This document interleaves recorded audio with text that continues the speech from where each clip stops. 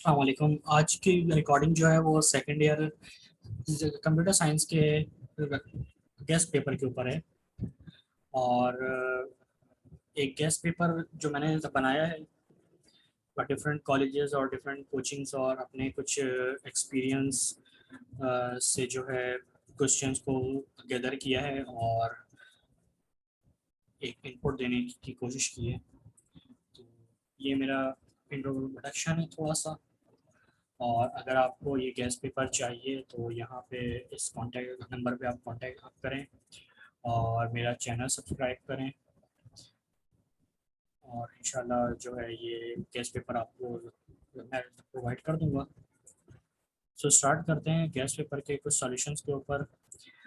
जैसा कि हमें पता है कि अब जो हमारे पास एमसीक्यूज़ का पार्ट है वो 36 एमसीक्यूज़ हैं।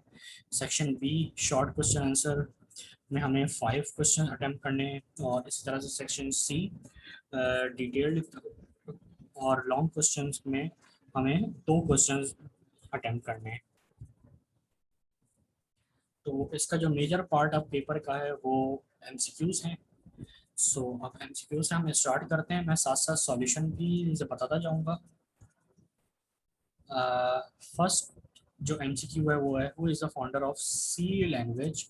तो हम सबको पता है कि डेनिस वरेची इसका सही ऑप्शन है। All statement must be all statement in C must be end with terminator या जिसे हम सेमीकोलन कहते हैं। The library function abs absolute जिसे हम कहते हैं रिटर्न द वैल्यू ऑफ -36। तो एब्सोल्यूट फंक्शन हमेशा क्या करता है कि तमाम वैल्यूज को पॉजिटिव कर देता है। तो इसका आंसर जो है वो +36 आएगा। Next is this statement is use to skip any specific value in middle of the loop. तो जिसका सही आंसर है वो है break. A character constant is a single character in close, double quotation, single quotation, left and right braces, none. None of the above actually ये होगा।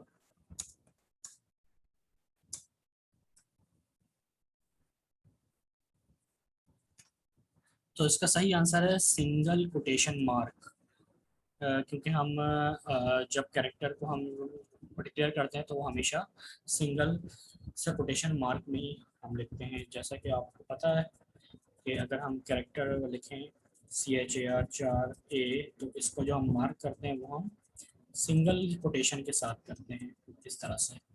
इसका जो सही आंसर है वो सिंगल कोटेशन है। Next, comment or remarks can be placed anywhere within program as long they are replaced with within delimiters। तो इसका जो सही आंसर है वो है \***.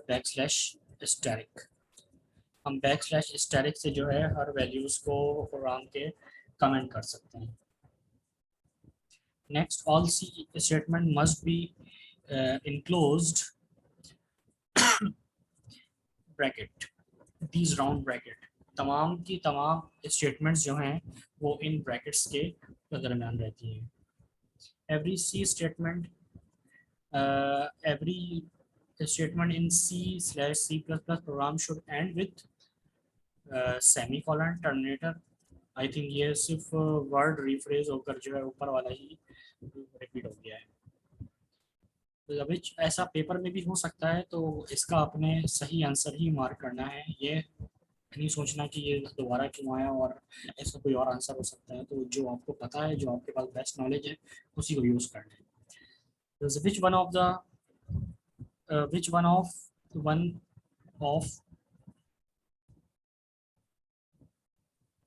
ये थोड़ा सा यहाँ पे ग्रामर की मिस्टेक है। The one of below is escape sequence. तो एस्केप सीक्वेंस जो है वो \t है, \t \n। ये सारे एस्केप सीक्वेंस कहलाते हैं। ये नहीं ये यहाँ पर नहीं हो सकता क्योंकि ये जो है फॉरवर्ड स्लैश है। %f जो है फॉर्मेट स्पेसिफायर है।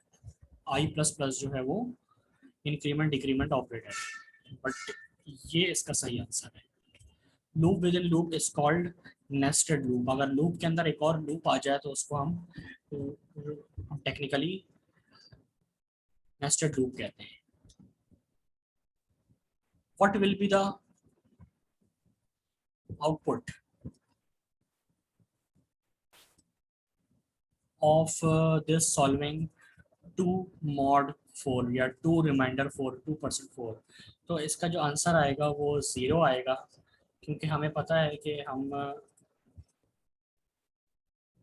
बेसिकली ये परसेंट का साइन क्या करता है कि जब हम इसको सॉल्व करेंगे तो 2 2 ज़ा 4 होता है, तो यहाँ पर माइनस करने के बाद कुछ भी नहीं बचा। तो बेसिकली ये जब अगर यहाँ पे डिवाइड होता तो आंसर आता 2, लेकिन इस मॉड का मतलब है रिमाइंडर, तो इसका जो आंसर आएगा वो ये आएगा, यानी 2 2 ज़ा 4, तो रिमाइंडर तो कुछ भी नहीं बचा, तो इसका आंसर 0 है। इसका आंसर ये 0 है जी। Next, this is logical operator. मेरे पास लॉजिकल ऑपरेटर जो है वो एंड और नॉट होते हैं। तो और का जो यहाँ पर सी लैंग्वेज में सिंबल है वो ये पाइप सिंबल कहलाता है, तो इसका जो सही आंसर है वो ये है। A relational operator less than greater than equals to is used for combine value, distinguish different type of variable, compare value, none of them। तो इसका सही आंसर compare the value है। बेसिकली रिलेशनल ऑपरेटर जो है वो दो operands के दरमियान कंपैरिजन कर रहा होता है, less than, greater than, less than, equals to, greater than, equals to. Pick the odd one out. इनमें से जो आपको ऑड यानी अजीब सा लग रहा है, ख़राब लग रहा है, उसे आपने पिक करना है, यानी वो आपका सही आंसर होगा। तो A equals to A plus B, it's fine, ये सही है। A plus equals to B, ये भी सही है। A equals to plus B, A plus plus बिल्कुल सही है। A equals to plus B ये हमारे पास गलत सिंटेक्स है, या ये ऑड वन है। इसका जो सही आंसर होगा वो ये होगा। The function float circle float r terminator is an example of calling function, a prototype declare a function, with return type function, itself function। तो इसका जो सही आंसर है वो है a prototype declare a function। क्योंकि जब हम फंक्शंस का टॉपिक हम पढ़ते हैं तो ये तो आपका फंक्शन का नाम हो गया, अगर उसके आगे ये टर्मिनेटर लगा दिया जाए तो ये फंक्शन प्रोटोटाइप कहलाता है। The preprocessor directive begins with hash। Pre processor हमारे पास दो होते हैं, ये हमने कोर्स में पढ़ा हुआ है, हैश इंक्लूड और हैश डिफाइन। तो वो यही पूछ रहे हैं कि प्री प्रोसेसर डायरेक्टिव जो है वो स्टार्ट कहाँ से होता है, तो वो हैश से होते हैं। इसका सही आंसर हैश है। This is mandatory function in C program, यानी इसमें से कौन सा फंक्शन मैंडेटरी है सी लैंग्वेज के अंदर, सी प्रोग्राम के अंदर? It's a main function. To increase the value of b by 1, which of the following statement is wrong? कौन सी स्टेटमेंट इसमें गलत है? b प्लस प्लस बिल्कुल सही है, b equals to b plus 1 बिल्कुल सही है, b प्लस इक्वल्स टू 1 बिल्कुल सही है, b इक्वल्स टू 1 प्लस ये रॉन्ग है। तो इसका जो सही आंसर आ गया वो ये आ गया। Which one of the following is valid expression in C language? तो x equals to 2 plus 3 into b minus 5 terminator, x equals to c equals to 5, x equals to, ये तो हो गया गलत क्योंकि इसके आगे टर्मिनेटर नहीं है, x इक्वल्स टू 11 प्लस 3, यहाँ तक तो सही है। एंड में मॉड का एंड में रिमाइंडर यानी परसेंट का साइन आ गया और उसके आगे कोई और ऑपरेंड या नंबर नहीं है, तो इसका मतलब ये भी गलत हो गया। और इसी तरह से ये x इक्वल्स टू 11 प्लस 3, यहाँ तक तो ठीक था, लेकिन फिर इसके बाद स्लैश का साइन आ गया और उसके आगे और कोई वेरिएबल या नंबर नहीं है, तो उसका मतलब ये भी गलत हो गया। तो इसका जो सही आंसर है वो ये है। Switch statement accept integer character long int all of them. तो इसका सही आंसर ऑल ऑफ देम है कि स्विच स्टेटमेंट क्या क्या एक्सेप्ट कर सकती है, इंटीजर कैरेक्टर लॉन्ग इंटीजर ये सब एक्सेप्टेबल है।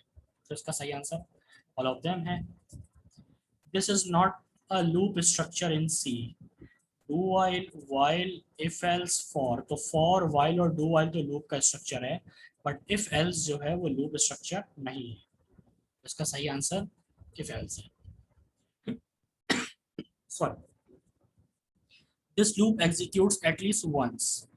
इनमें से कौन सा लूप है जो एटलीस्ट एक दफा तो लाजमी तौर पे चलता है, इधर के कंडीशन ट्रू हो या फॉल्स हो। तो हमने पढ़ा है कि डू वाइल हमारे पास ऐसा लूप है जो कि एटलीस्ट वन टाइम तो चलता ही चलता है, इधर के पहली आपकी कंडीशन ही फॉल्स क्यों ना हो जाए, लेकिन डू वाइल एक बार जरूर चलता है। तो इसका सही आंसर डू वाइल है। C variable name can start with number. C variable जो है नाम जो है वेरिएबल का, वो कहाँ से स्टार्ट हो सकता है? वो किसी नंबर से स्टार्ट हो सकता है, प्लस साइन से स्टार्ट हो सकता है, अंडर स्कोर से स्टार्ट हो सकता है, पैरेंथेसिस से स्टार्ट हो सकता है। तो इसका सही आंसर अंडर स्कोर है। This statement initialize an array. तो अब यहाँ पे कुछ स्टेटमेंट्स लिखी हुई है जो कि एरे को इनिशियलाइज करवाना चाह रहे हैं, तो उसका आपने सही सेंटेक्स से बताना है कि वो कौन सा है। इंटीजर एक्स लार्ज ब्रैकेट में जो रेंज दी है वो 6 है, और फिर जो इसके एलिमेंट्स हैं वो 2 3 4 12 5 और 4 है। एक में आ गया इंट एक्स और करली ब्रैकेट है, तो ये तो हो गया गलत। करली ब्रैकेट में 6 दिया हुआ ये भी गलत हो गया, और करली ब्रैकेट खाली है ये भी गलत हो गया। तो इसका मतलब है जो सही सेंटेक्स है वो ये वाला है। An element array sorry array elements are always stored in dash memory. It's sequential memory. हमें ये बात हमें पता है अच्छी तरह से कि एरे में जो एलिमेंट है वो सिक्वेंशियली स्टोर हो रहे होते हैं। An array the first index value is 0 1 a और x। सो फर्स्ट इंडेक्स जो होता है हमेशा एरे का 0 से स्टार्ट होगा, तो उसका सही आंसर 0 है। what will be the printed after execution the following code। क्या चीज प्रिंट होगा अगर ये कोड एग्जीक्यूट हो जाता है? तो यहाँ पे एक इंटीजर डिफाइन हुआ है नंबर के नाम से, और उसकी एरे की जो लेंथ है वो 6 है, और उसके जो एलिमेंट्स है वो ये हैं। तो अब यहाँ पे एक प्रिंट एफ की स्टेटमेंट लिखी हुई है, और प्रिंट करवाया जा रहा है एक नंबर जो कि एक नंबर वेरिएबल में है, और ब्रैकेट में इंडेक्स दिया हुआ है 3। तो इसका मतलब है कि अब यहाँ पर हमारे पास जब ये स्टोर हुआ होगा तो एरे का ये इंडेक्स बन गया होगा 0, ये 1, ये 2, ये 3 और ये 4। तो सवाल ये है कि हमें प्रिंट करना है एक नंबर को जो कि एक नंबर वेरिएबल में रखा हुआ है, और एलिमेंट है यानी उसका इंडेक्स है वो है 3। तो 0 1 2 3, तो ये 40 प्रिंट होना चाहिए। तो इसका जो सही आंसर है वो 40 होगा।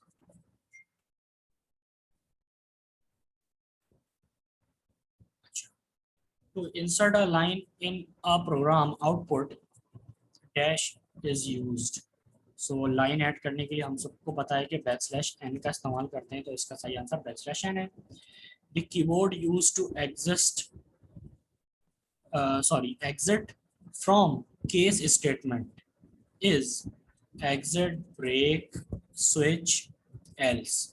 उसका सही आंसर ब्रेक है, क्योंकि हम स्विच वगैरह के अंदर जो है वो हम ब्रेक यूज़ करते हैं ताकि जब एक ब्लॉक एग्जीक्यूट हो जाए, एक केस एग्जीक्यूट हो जाए, उसके बाद स्विच का कोई भी केस एग्जीक्यूट ना हो और वो डायरेक्ट स्विच से स्टेटमेंट को रन करने के बाद स्विच से बाहर आ जाए, तो उसके लिए हम ब्रेक यूज़ करते हैं। विच स्टेटमेंट कैन प्रिंट पर बैकस्लैश एन ऑन स्क्रीन। यानी अब ये सवाल है कि बैकस्लैश एन को स्क्रीन पे प्रिंट करना है। Print f double backslash n, print F backslash n, print f n printf \n। इसका ये तो देखिए, ये तो बिल्कुल सेंटेंस गलत है क्योंकि इन्वर्टेड कॉमास में नहीं है, एरर है। ये भी एरर है क्योंकि सिंगल कोटेशन के अंदर printf में सिंगल कोटेशन यूज नहीं करते हैं। डबल कोटेशन में अगर हम ये यूज करते हैं तो क्या होगा, \n is a escape sequence. आपका कंपाइलर जो है कर्सर को नेक्स्ट लाइन पे ले जाएगा, इधर के वो \n को प्रिंट करे।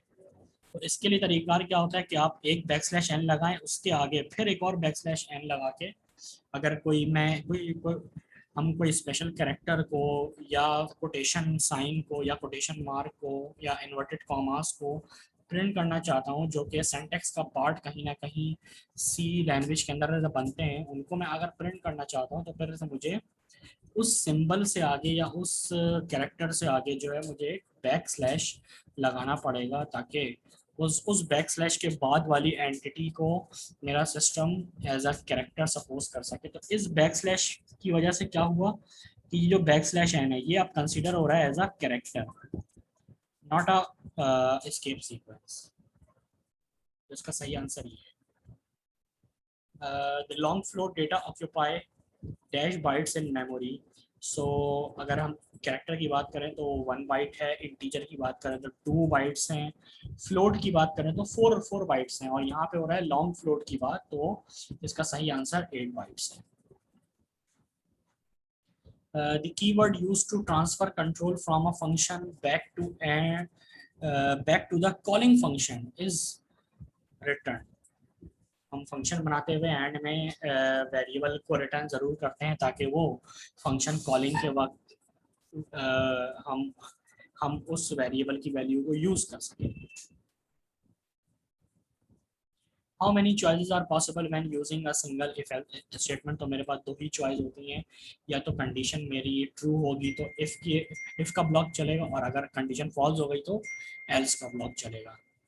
The format specifier used for string data is %s, क्योंकि %d इंटीजर के लिए, %f फ्लोट के लिए, %c कैरेक्टर के लिए, तो %s is for string data। The continue statement cannot be used with। Continue statement हम किन के साथ यूज नहीं कर सकते, फॉर के साथ होता है यूज, वाइल डू वाइल के साथ यूज होता है, सिर्फ स्विच में हम कंटिन्यू स्टेटमेंट यूज नहीं करते। So last but not least, a man who is responsible for managing all over database management system is called DBA, यानी database administrator कहलाता है। So ये हमारे MCQs से। अब हम आते हैं शॉर्ट क्वेश्चंस की तरफ। तो शॉर्ट क्वेश्चंस आसान से हैं। कुछ प्रोग्राम्स हैं जो कि थोड़े से टिपिकल होते हैं, जिनमें कुछ स्टूडेंट्स को इशू होता है, तो वो मैं यहाँ पर अभी आपके सामने बना कर दिखा दूंगा, और उसका चल कैसे रहा है प्रोग्राम वो भी बता दूंगा। बाकी जो डेफिनेशंस और थ्योरी है वो आपने जब मेरे नोट्स से या आप अपने बुक से या आप किसी के भी नोट्स से आप चीज़ें याद कर रहे हो, उनको फॉलो कर रहे हो, या गुलशाह सहगल की जो रेफरेंस है उसमें से आप याद कर रहे हैं, तो आप उसमें से देख सकते हैं। पहला सवाल है, एक माइट भी कि ये इम्पोर्टेंट हो सकता है बहुत ज़्यादा, what is the difference between source program and object program, या source code and object code, ये भी सवाल बन सकता है। तो ये सवाल एक ही है। तो इसमें आपने डेफिनेशन मतलब लिखनी है, इंटरनेट पे भी आप अगर सर्च करेंगे सोर्स प्रोग्राम और ऑब्जेक्ट प्रोग्राम का डिफरेंस तो आ जाएगा, इसको आपने लिख देना है। And why C language, why C is called case sensitive language, ये भी बहुत आसान सी बात है कि तमाम फंक्शंस आपने वैसे ही कॉल करने हैं सी लैंग्वेज में जिस तरह से सी लैंग्वेज की लाइब्रेरीज में बना के रखे गए हैं। आप अपनी मर्जी से कोई चीज़ कैपिटल कोई चीज़ स्मॉल नहीं कर सकते। डेट्स व्हाई सी को हम केस सेंसिटिव लैंग्वेज कहते हैं। तो इसको आप डेफिनेशन आप के जो है बुक में, सॉरी मेरे नोट्स में तो मौजूद हैं ही, आपको इंटरनेट से भी मिल सकते हैं। Define hash include pre processor directive with any two example, ये चैप्टर नंबर 3 का पार्ट है, आपको मेरे नोट्स में या बुक में आराम से मिल जाएगा। Write a program to find leap year, बहुत आसान सा प्रोग्राम है। आपने एक नंबर इनपुट लेना है और उसका लीप ईयर मालूम करना है। एक छोटी सी ट्रिक है इफ की, और उससे आप बआसानी लीप ईयर मालूम कर सकते हैं कि अगर आपने इनपुट नंबर ले लिया है तो जस्ट आपने क्या करना है, लेट सपोज वो जो वैल्यू है वो ए के अंदर आई है, ए वेरिएबल में वो वैल्यू आ गई है। अब आपने क्या करना है, इफ लिखना है, if a mod by 4 is equals to 0, तो प्रिंट एफ ने स्टेटमेंट प्रिंट करवाएंगे yes this number is leap year. इसकी लॉजिक क्या है कि कोई भी एक नंबर है, लेट सपोज मैं ले लेता हूँ 2012 मेरा इनपुट आया, इसको जब मैंने 4 से डिवाइड किया तो ये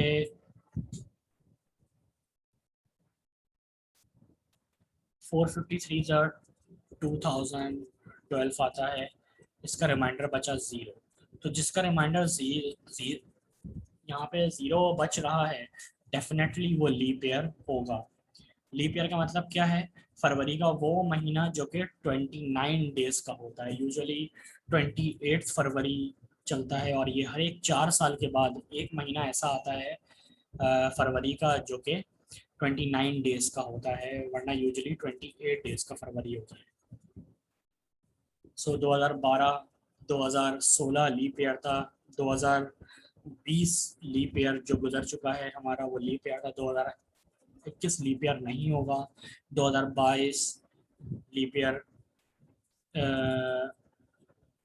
नहीं होगा, 23 नहीं होगा, 24 होगा। इसी तरह से 24 के बाद 2028 लीप ईयर होगा। तो ये एक ट्रिक है या ये एक लॉजिक है इस लीप ईयर वाले सवाल को सॉल्व करने की।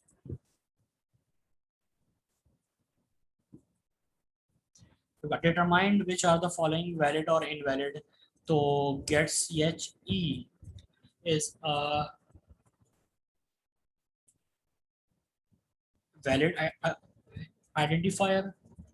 डॉलर क्योंकि यूज नहीं करते वेरिएबल हम डिक्लेयर करते वक्त, तो ये जो है इनवैलिड है। और इनवैलिड क्यों है, तो आपने उसका रीज़न भी देना है, क्योंकि वो आप जस्ट वन लाइन इंग्लिश की आप लिख देंगे any sorry special symbol are not allowed to declare a variable except underscore। तो यहाँ पे ये बात जस्टिफाई हो जाएगी कि भाई डॉलर जो है हम यूज़ नहीं कर सकते। F name is invalid because variable declaration में कभी भी वेरिएबल नेम में हम स्पेस नहीं देते। यूज़र नेम बिल्कुल ये वैलिड है। मेन वैलिड नहीं है क्योंकि ये एक रिजर्व कीवर्ड है, और अगर हम इसको एज अ वेरिएबल बनाने की कोशिश करते हैं तो एरर आ जाएगा। अच्छा जी, convert the following algebraic notation into C equivalent statement. ये बहुत आसान सा है। इसको हमने क्या करना है, पहला वाला जो है आपने इसको वन लाइन आंसर से करना है। ठीक है, आ जाएगा x इक्वल्स टू हमारे पास, हमें हम फंक्शन के अंदर पावर फंक्शन वगैरह पढ़ कर आए हैं जो कि हम बिल्ट इन फंक्शन जिसे हम कहते हैं। यहाँ पे आपने क्या लिखना है, पी ओ डब्ल्यू ए की पावर 2 है तो a कॉमा 2 तो यानी a स्क्वायर बन जाएगा। इसी तरह से p स्क्वायर है तो b कॉमा 2 आप कर देंगे। इस तरह से पावर c कॉमा 2 आ जाएगा। इवन दो के पावर अगर लेट सपोज a की पावर 20 भी होती तो आप क्या करते, पावर लिखते a कॉमा 20 कर देते तो a की पावर 20 कैलकुलेट हो जाती। सेम हेयर हमें यहाँ पे क्या करना है, अब ये मेरे पास मॉड का साइन है जिसे हम एब्सोल्यूट फंक्शन कहते हैं।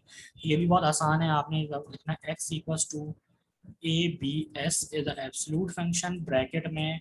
सेम आप यहाँ पे क्या करना है, पी ओ डब्ल्यू इसको एक ब्रैकेट में रखिएगा ताकि डिवाइड बाय 2a कर सकें। P O W X comma 2 plus P O W Y comma 2, bracket के बाद स्लैश और 2 मल्टीप्लाई का साइन और ए और ब्रैकेट क्लोज और टर्मिनेटर लगा देंगे। तो ये आपका 1 लाइन आंसर आ गया इसका।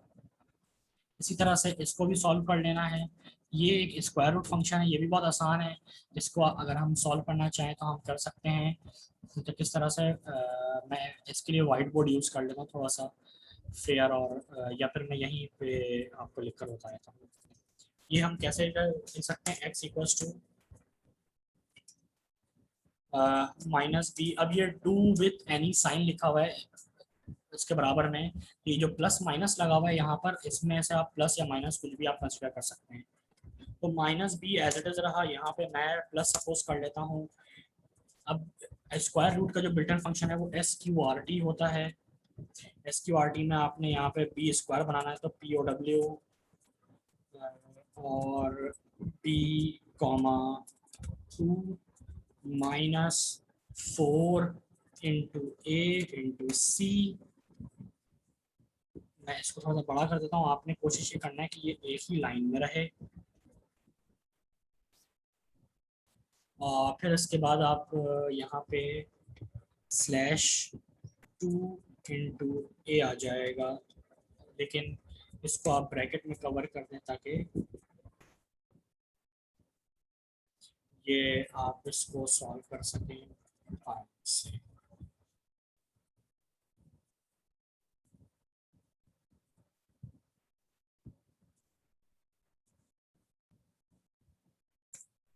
जी, तो ये और एंड में आप टर्मिनेटर लगा देंगे तो इसका सही आंसर यानी इसका जो आंसर है वो ये आ गया।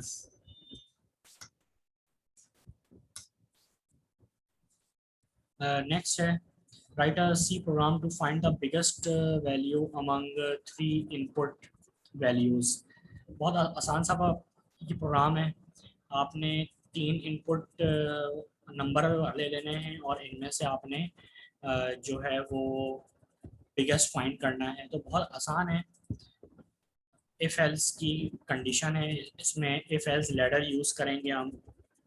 और अगर लेट सपोज ए बी और सी के अंदर 3 नंबर्स आ चुके हैं, तो अब आपने सिर्फ कंपैरिजन करवाना है। और उसकी ट्रिक क्या है, या आपने प्रॉपर एक प्रोग्राम लिखना है विथ हैश इंक्लूड और इनपुट लेना है। मैं सिर्फ क्योंकि वो बहुत ज़्यादा फैमिलियर होंगे आप उससे, बट यहाँ पे आपको सिर्फ मैं ट्रिक बता रहा हूँ, क्योंकि इफ़ की कंडीशन है, ऊपर नीचे का कंटेंट आप खुद लिख लेंगे। सो ये क्या हो जाएगा, if A greater than B and साथ साथ ए का बड़ा होना ज़रूरी है सी से भी, तो हमारे पास ये क्या आ जाएगा। इसमें मैं स्टेटमेंट लिख सकता हूँ, printf yes percent e is greater, और ये वैल्यू ए की आ जाएगी यहाँ पर। अब एक और कंडीशन बनेगी एल्स इफ। अब ये तो ए का केस था, अगर बी बड़ा होता, अगर अगर ये कंडीशन या ये स्टेटमेंट फॉल्स हो गई, तो अब मेरा प्रोग्राम जो है वो बी को वेरीफाई करेगा। अगर बी ए से बड़ा है और साथ साथ बी जो है वो सी से भी बड़ा है, तो फिर क्या करें, सेम काम यहाँ पे आ जाएगा बी। और अगर अब अब अगर बी ट्रू है तो ये वाली लाइन प्रिंट हो जाएगी, अगर ए ट्रू हो गया तो ये लाइन प्रिंट हो जाएगी। लेकिन अगर ये दोनों ही सही नहीं होते, तो डेफिनेटली हमारे पास बचा सी। तो उसको हमें एल्स इफ में लिखने की ज़रूरत नहीं है, उसको हम डायरेक्ट एल्स में भी लिख सकते हैं। डेफिनेटली अंडरस्टूड सी बात है कि अब ए और बी बड़ा नहीं है तो सी बड़ा होगा। तो ये उसकी लॉजिक है छोटी सी।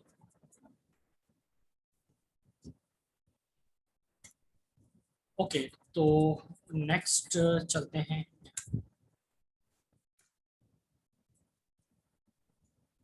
आगे।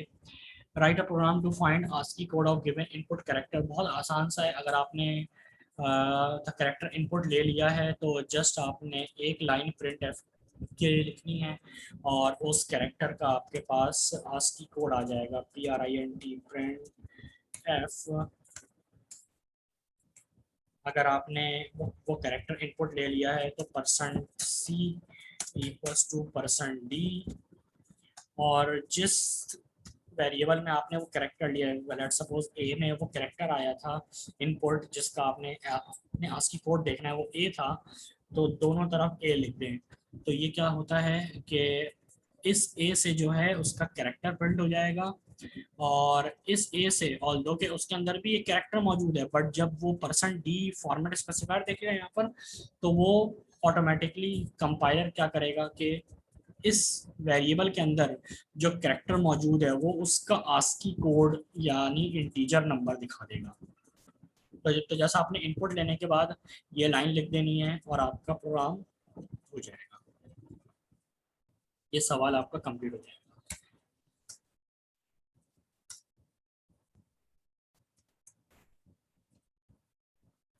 अच्छा, नेक्स्ट सवाल है, write the following program segment, write the output होगा सही, write the output of following program segment,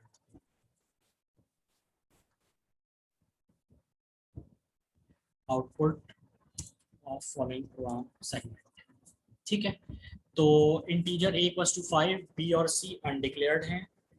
अब यहाँ पे कह रहा है कि b equals to a plus plus, यानी b की वैल्यू यानी a की वैल्यू में 1 ऐड करो यानी 6 हो जाएगी, और वो कहाँ कहाँ पे असाइन हो जाए, b के अंदर असाइन हो जाए। तो अब b की वैल्यू 6 हो गई।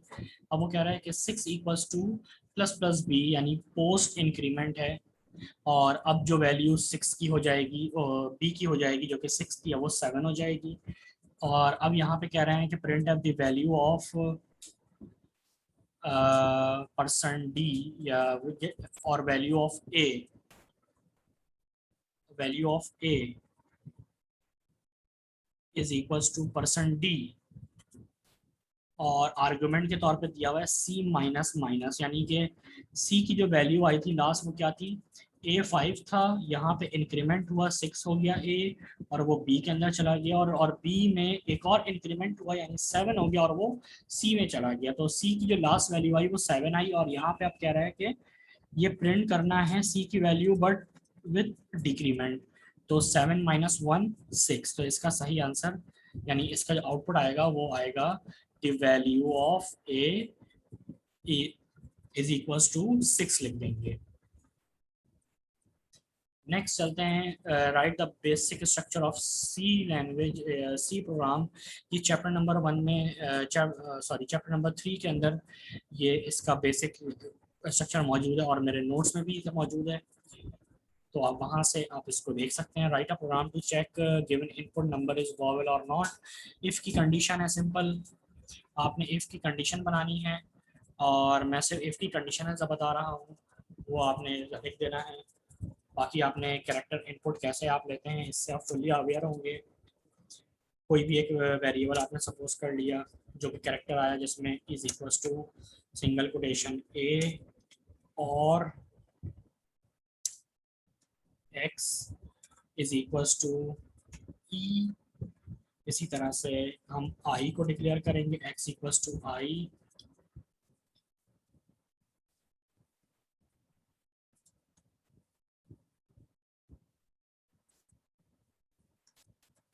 ओ और यू, आई ओ, और इसमें हम फिर कैपिटल भी ये हम कॉपी कर सकते हैं।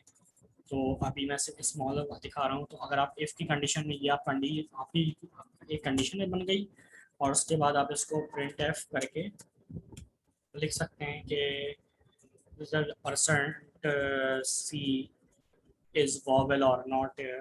यहाँ पे आप लिख सकते हैं कि %c जो कि वैल्यू आई है x से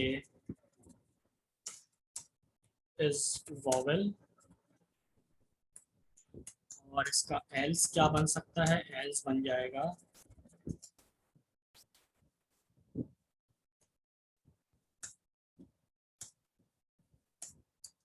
printf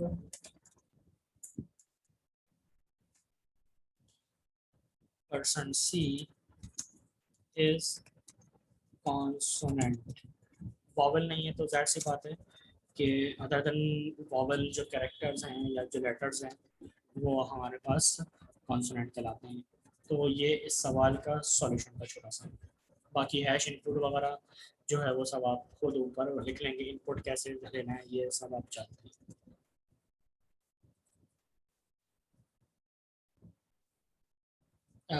define the scope of identifier, chapter number 4 में आइडेंटिफायर्स का पूरा टॉपिक है, उसको आपने कॉपी करना है और ये आप का सवाल हो जाएगा। Write a program convert upper case letter into lower case letter. बहुत आसान सा सवाल है। आपने एक कैरेक्टर इनपुट लेना है यूजर से जो कि लेट सपोज एक्स में आ गया, और अब जो है आप ने क्या लिखना है कि एक वेरिएबल इक्वल्स टू एक्स के अंदर जो आपने कैरेक्टर सपोज किया है उसमें आपने अपर केस से आपने लोअर केस में जाना है। तो आपने जस्ट क्या करना है, एक्स प्लस 65 और फिर उसके बाद आपने प्रिंट एफ करवा देना है। अगेन मैं रिपीट कर रहा हूँ, आपने इस सवाल के लिए हैश इंक्लूड वगैरह ऊपर प्रॉपर लिखते हुए आना है, मेन फंक्शन बनाना है, इनपुट लेना है। मैं जस्ट आपको लॉजिक बता रहा हूँ यहाँ पर। परसेंट सी और ए एन एस लिख देंगे तो आपका ऑटोमेटिकली जो अपर केस था वो लोअर केस में कन्वर्ट हो जाएगा। सॉरी, ये 65 नहीं आएगा, ये 32 आएगा। कैसे आएगा ये नंबर, मैंने 62 कैसे सिलेक्ट किया? एक्चुअली वी ऑल नोस के हमारे पास आस्की कोड कैपिटल ए का जो है वो 65 होता है, इसी तरह से कैपिटल बी का जो है वो 66 होता है। सेम हेयर स्मॉल ए का 97 होता है। ये so on C D E F continue चलेगा, और इसी तरह से स्मॉल बी जो है वो 98 होता है, और ये so on C D E F तक चलता रहेगा कंटिन्यू।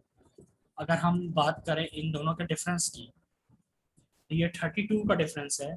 तो अगर मैं कैपिटल लेटर्स में 32 ऐड कर दूंगा तो ऑटोमेटिकली मेरा कैपिटल लेटर जो है वो स्मॉल में कन्वर्ट हो जाएगा, और अगर मैं स्मॉल में से 32 माइनस कर दूं तो ऑटोमेटिकली मेरा जो लेटर है वो स्मॉल से कैपिटल में कन्वर्ट हो जाएगा।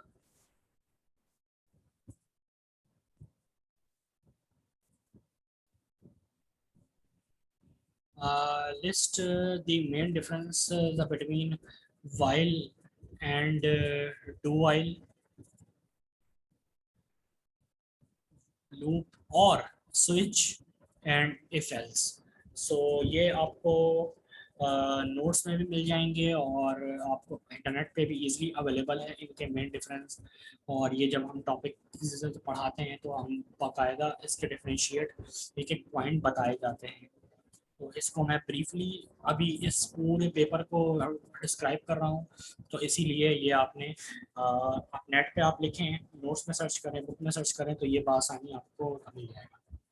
Right and array statement that declare vowels. बहुत आसान सा है ये कि आपने एक स्टेटमेंट लिखनी है जो कि वॉवल्स को डिक्लेयर कर रहा हो। सिंपल आपने क्या क्या करना है, कैरेक्टर वॉवल ले लें या कोई भी आप यहाँ पे अल्फ़ाबेट ले सकते हैं। वॉवल 5 होते हैं, तो इसकी लेंथ मैंने बता दी 5, और उसके बाद आपने सिंगल कोटेशन में ए कॉमा इसी तरह से ई को डिफाइन कर दिया, आई आ गया,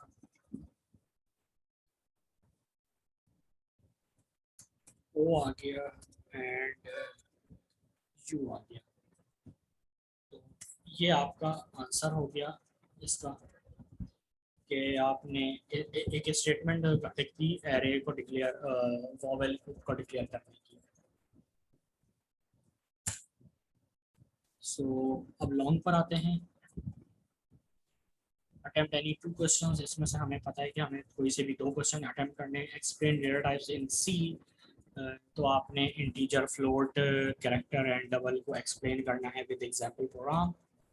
define loop in C programming language, loops क्या होते हैं सी प्रोग्रामिंग लैंग्वेज में, वो आपने डेफिनेशन में लिखना है।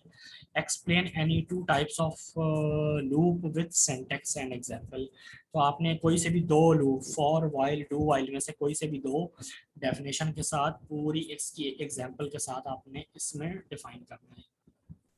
एक सवाल, write a program to generate the following shapes, तो आपके पास टेंटेटिवली ये तीन में से कोई एक शेप आ सकता है, या इससे हटके कोई नंबर आ जाएगा, अल्फ़ाबेट आ जाएगा, या इसी तरह के कोई पैरामीटर्स होते हैं, तो आपने वो बनाना है।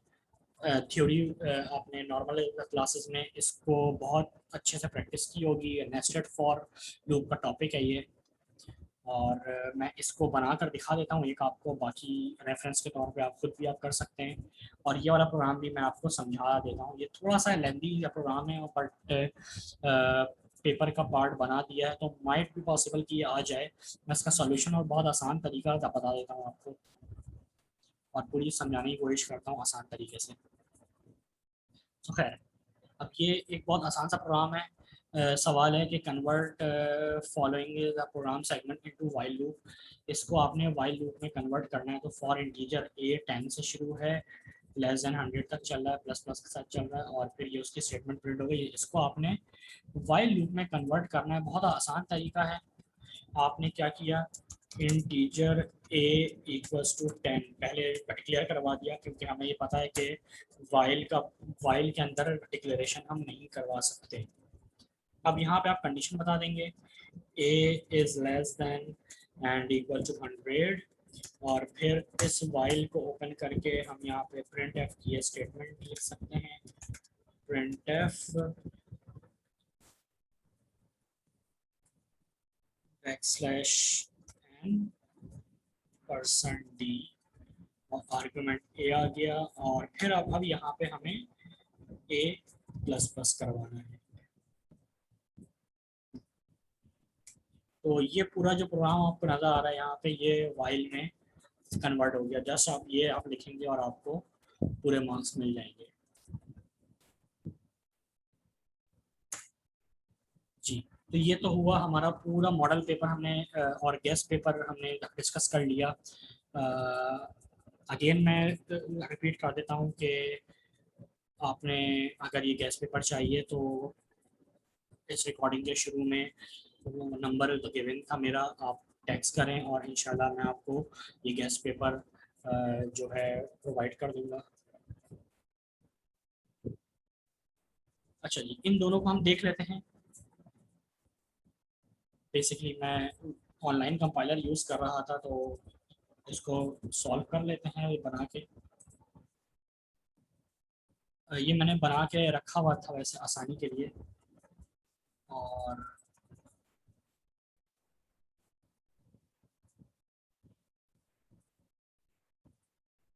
सो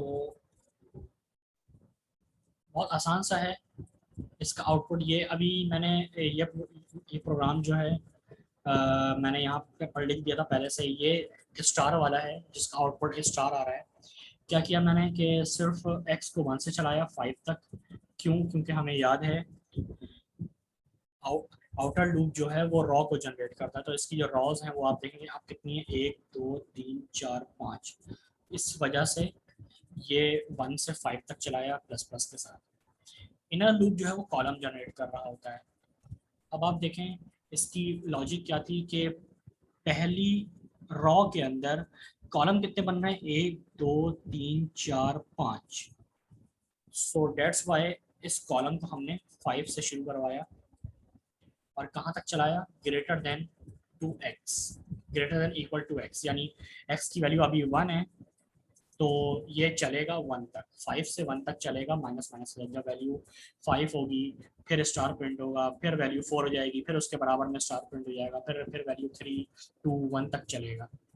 फिर ये जब ब्लॉक टर्मिनेट होगा तो बैक स्लैश एन की वजह से आपका प्रोग्राम नीचे आ जाएगा। मैं इसको थोड़ा सा हैंड्स ऑन करके दिखा देता हूँ। एक्स की वैल्यू अभी क्या है, 1 है, कंडीशन चेक हुई 1 इज लेस देन 5, ये प्रोग्राम नीचे आ जाएगा।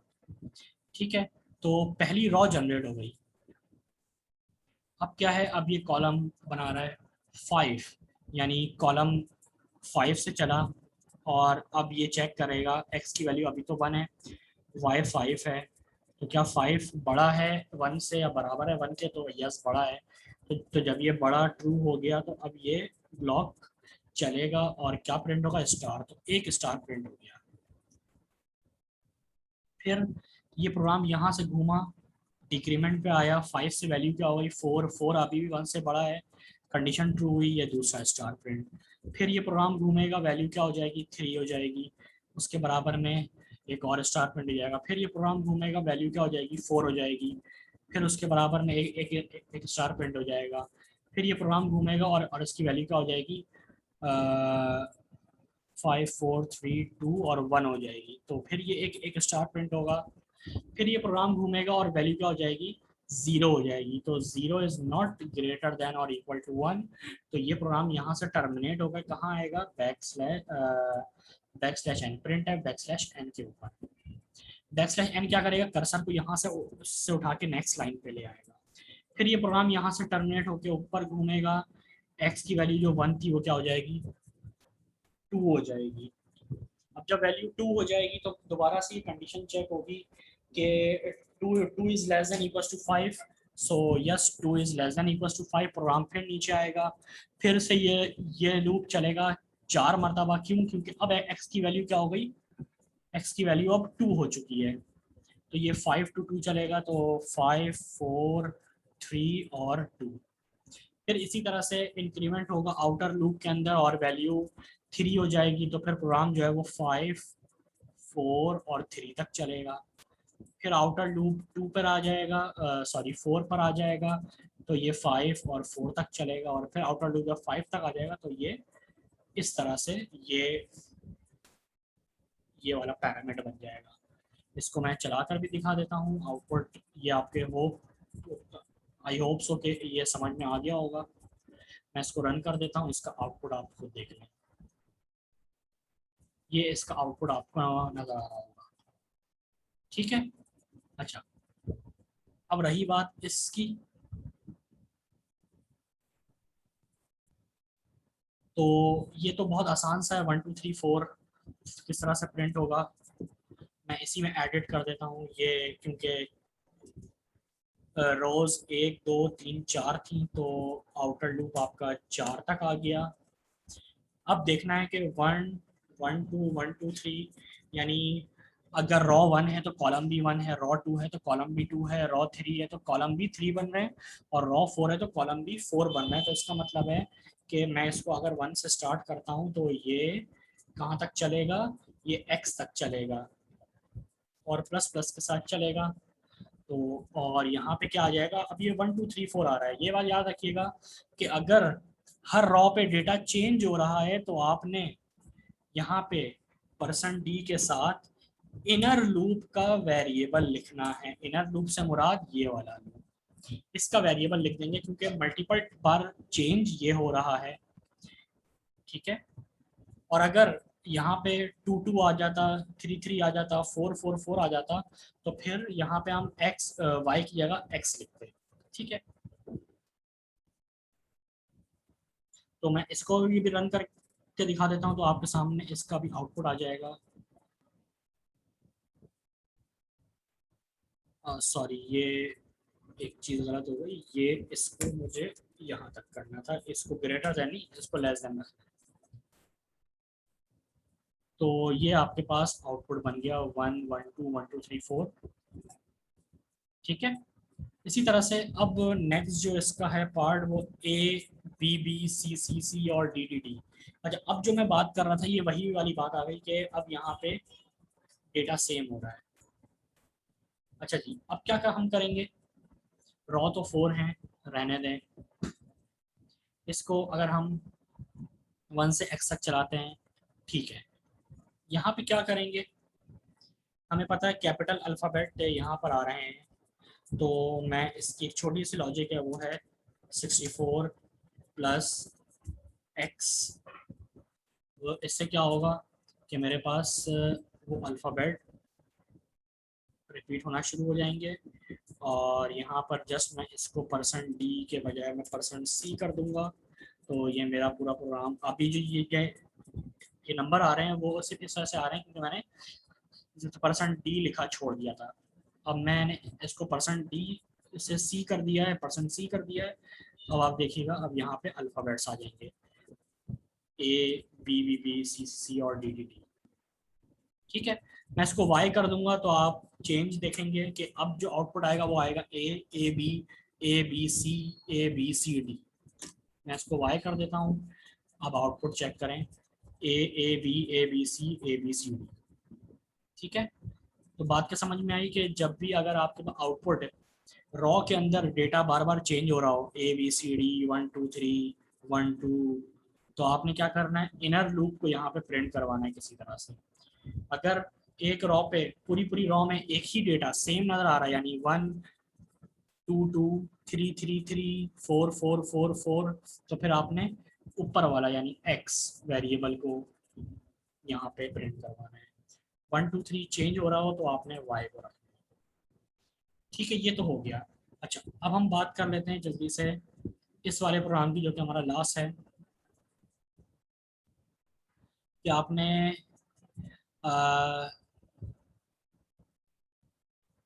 Print of print